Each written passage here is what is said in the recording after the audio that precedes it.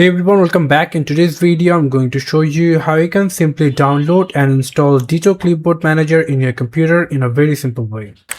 It saves everything you copy so you can access it anytime later.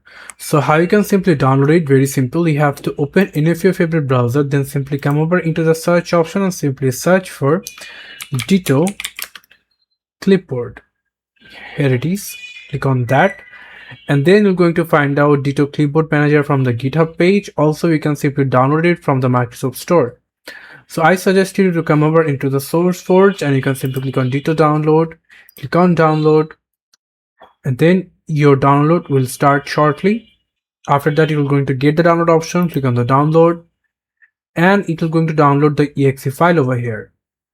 Click on the folder icon, click on the 2 times to install. Click yes for the permission, click OK, and simply minimize all of your background tab. Click next, and you can simply click on next another time. And as you can see right now, the installation process has been completed. Now if you click on finish, and it will going to launch the Ditto in your computer. So as you can see, Ditto is rightly showing over here. So if you anything copy, then you can simply get it from here.